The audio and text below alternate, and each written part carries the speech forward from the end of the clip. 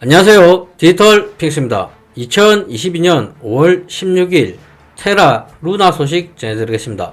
자, 아무리 봐도 국내에서는 한국에서는 테라와 루나에 대해서 고소를 할 마음이 없어 보입니다.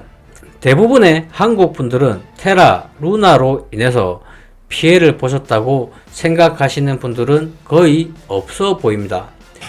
그것이 아니라면 고소를 한다 하더라도 아무것도 얻을 수 있는 것이 없다고 판단하신 게 아닌가 그런 생각이 듭니다. 자, 뉴스 보시겠습니다. 경찰이 99%의 가치 폭락으로 논란이 되고 있는 한국산 암호화폐 루나 사태와 관련해서 상황을 지켜보고 있다고 밝혔습니다.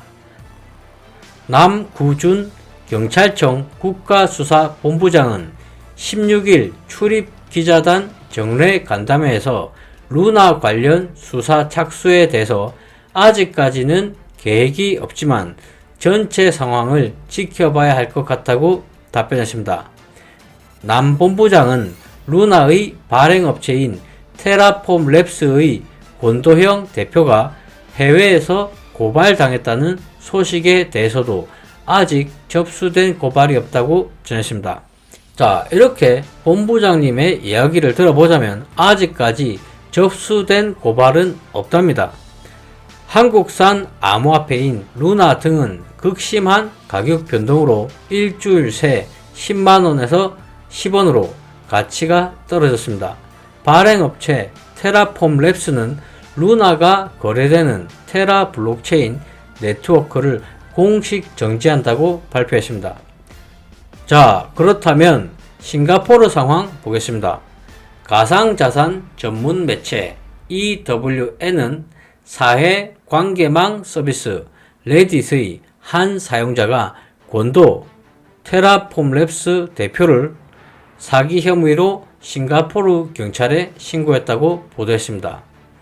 이 사용자는 자신이 공개한 싱가포르 경찰 보고서에서 싱가포르에는 1000명 이상의 UST와 루나 투자자가 있다면서 루나 가상자산 사기로 돈을 잃은 시민들을 걱정하며 이들을 위한 정의를 찾기 위해 경찰에 신고한다고 말했습니다. 이 사용자는 UST는 1달러의 가치가 연동돼 있어야 하지만 폰지 사기가 붕괴하며 0.1달러 이하로 가격이 떨어졌습니다. 320억 달러, 약 하나로 41조 880억 원 이상의 가치를 갖던 루나 역시도 하룻밤 사이에 가치가 사라졌다고 주장했습니다. 폰지 사기는 수익 창출 없이 투자자들이 투자한 돈으로 투자자들에게 수익을 지급하는 수법을 말합니다. 그는 권도 대표는 내가 듣기로는 아직도 억만장자로 알고 있다면서 그는 적어도 루나를 통해 벌어들인 돈은 모두 투자자들에게 환불해야 한다고 주장하며 권도 대표는 현재 싱가포르에 살고 있고 그것 때문에 싱가포르 경찰은 해외 자산에 앞서 그의 싱가포르 자산을 동결할 수 있을 것이라고 지적했습니다.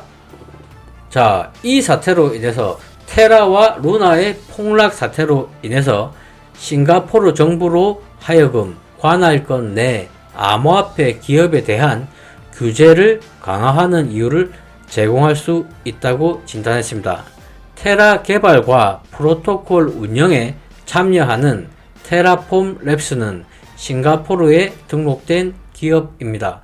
하지만 정작 이들의 주소지는 싱가포르 내 공유 사무실로 되어 있으며 상설 사무처는 존재하지 않는다는 것이 코인데스크 측의 설명입니다.